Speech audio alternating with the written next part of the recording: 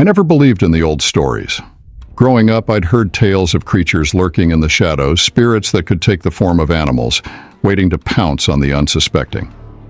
But I always thought they were just that. Stories. At least that's what I used to think. Everything changed one late summer night. I was on a solo road trip, something I'd planned for months. Work had been getting to me and I needed a break, a chance to clear my head. The long way home through the Southwest seemed perfect, an escape into the vast, quiet desert. The land there has a kind of quiet that's hard to describe. It's like the world holds its breath as you pass through, waiting, watching. I didn't think much of it at first, just another stretch of road. But that night something changed.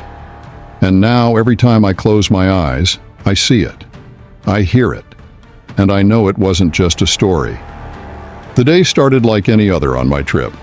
The sun blazed in the sky, casting long shadows across the desert as I drove. The air was dry, the kind that makes your skin crackle and your throat itch. Somewhere between Gallup and Window Rock, Arizona, it was just me, my old Jeep, and miles of open road. I wasn't in a hurry. This trip was about taking my time, letting the road lead me wherever it wanted. Earlier, I'd stopped at a small diner, one of those places stuck in the 50s with faded vinyl booths and a waitress who called you hun.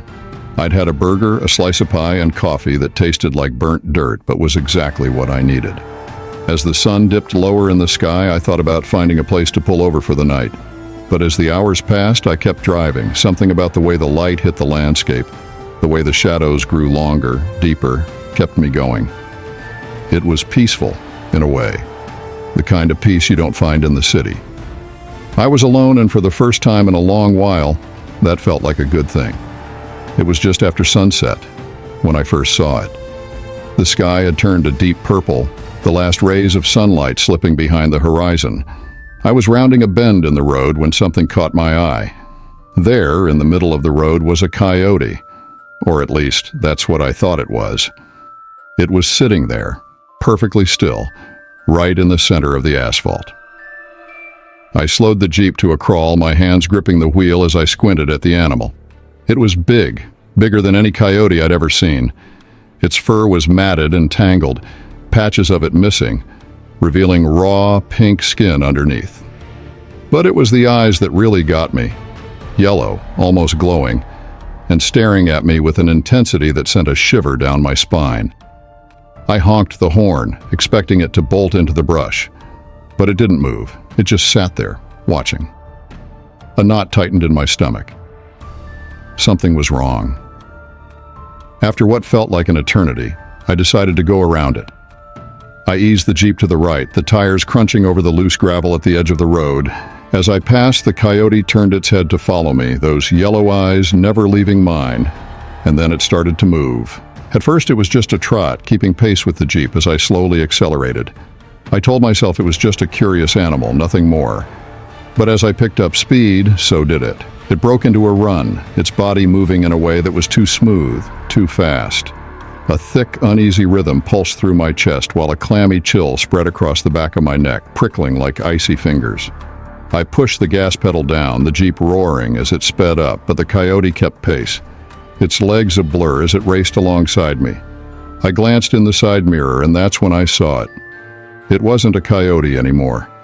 It was still running on all fours, but the shape was changing. The limbs stretched, the fur receded, and in its place was something else, something that shouldn't exist. The head began to morph, the snout shortening, the ears flattening until it looked more human than animal. But those eyes, they stayed the same. Bright, burning yellow, fixed on me with a hunger that turned my blood to ice.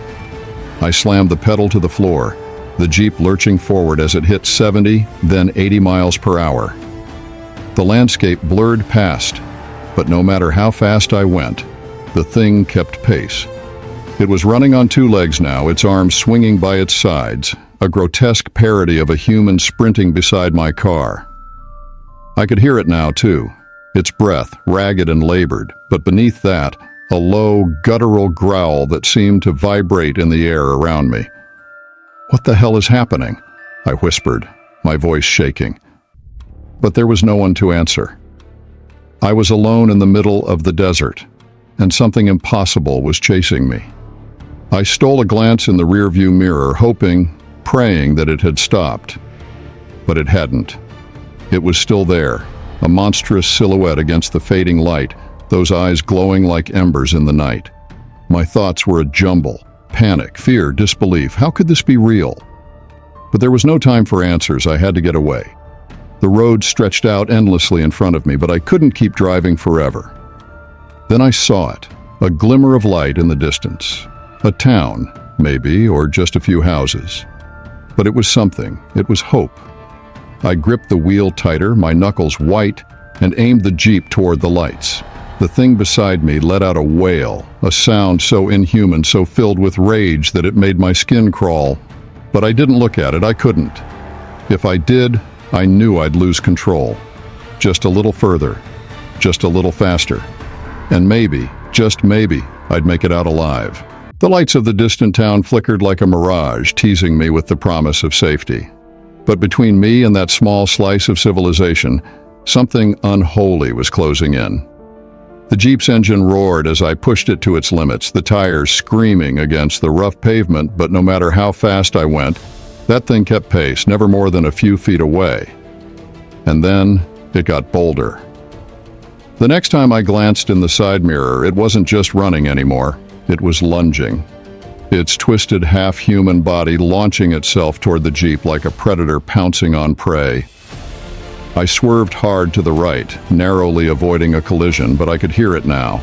A low, guttural snarl, almost like a sick imitation of a human voice. It was close enough that I could see its face, what little there was of it. A sickening mixture of fur and flesh, twisted into a mockery of both man and beast. I could barely think. My mind was a storm of panic and disbelief. The thing was real.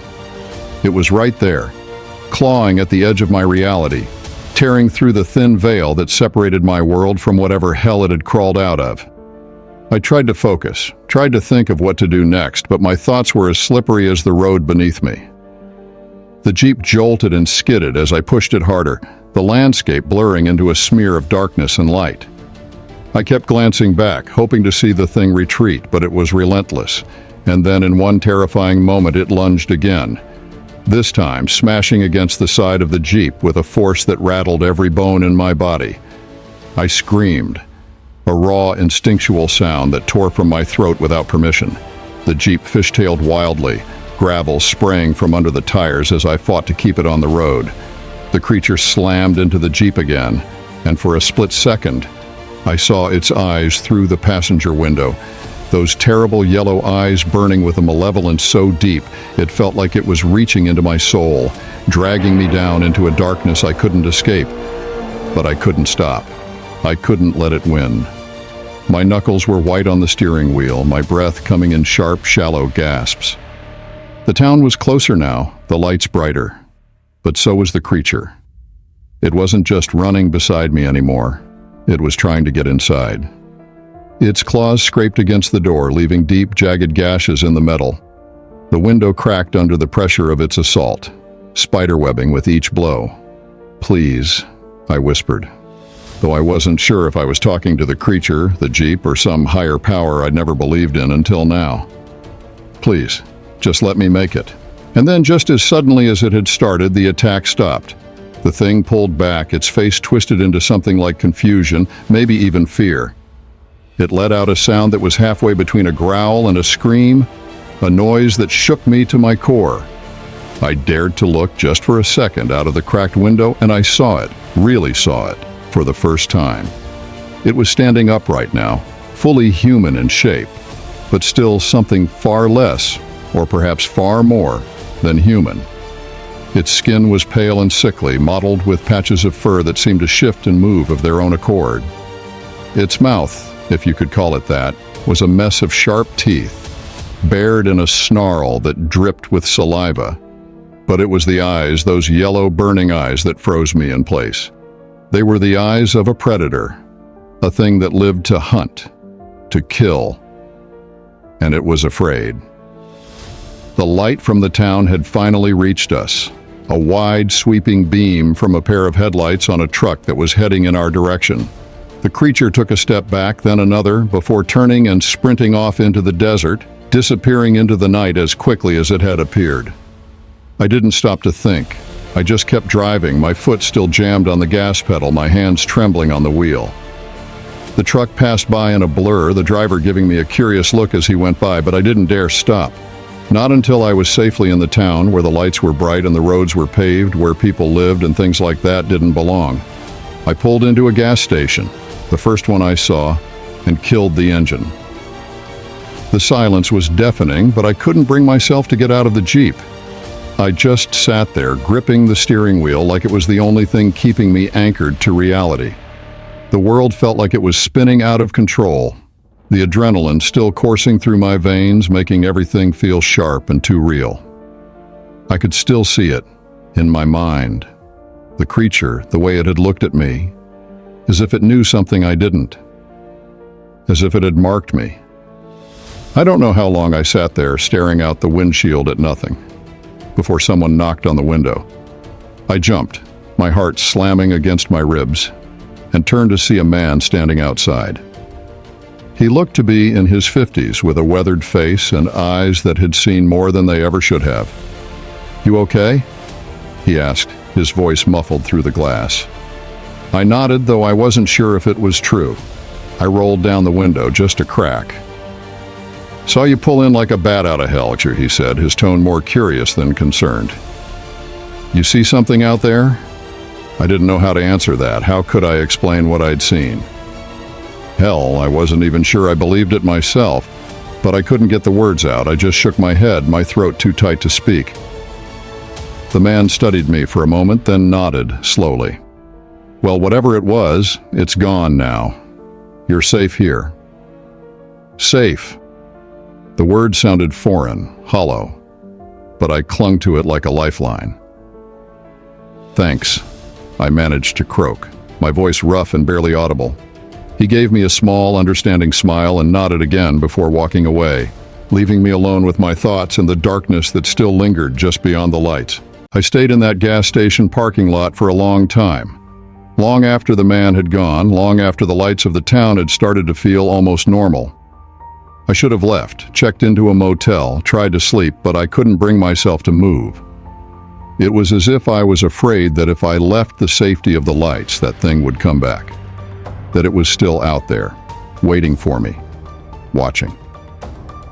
Finally, when exhaustion started to weigh down on me like a heavy blanket, I forced myself to start the Jeep and drive to the nearest motel. It was a cheap, rundown place, the kind of place where the carpet smelled faintly of mildew and the sheets were rough and thin. But it had a bed, and that was all I needed. I collapsed onto the mattress, not even bothering to take off my shoes, and stared up at the ceiling. The events of the night replayed in my mind over and over like a broken record, each detail more vivid and terrifying than the last. I kept thinking about those eyes, those yellow burning eyes, and the way they seemed to see right through me to something deeper, something darker. Sleep didn't come easily, and when it did, it was filled with nightmares. I dreamed of the creature, of it chasing me down the endless desert road, of it catching me, dragging me down into the darkness. I woke up drenched in sweat, my heart pounding, the echo of its growl still ringing in my ears. Morning came, and with it a strange sense of detachment, as if the events of the night before had happened to someone else. But the scratches on the Jeep, the cracked window, those were real. And so was the fear that still gnawed at my gut, the feeling that I was being watched. I knew I couldn't stay in that town. I had to keep moving, had to put as much distance as possible between myself and whatever was out there. But as I drove away, the sun rising in the rearview mirror, I couldn't shake the feeling that I was leaving something behind, something unfinished, something that would never really let me go. And in the quiet moments, when the road was long and the desert stretched out endlessly on either side, I could still feel it, like a shadow in the corner of my vision, a whisper in the back of my mind. It wasn't over, not by a long shot.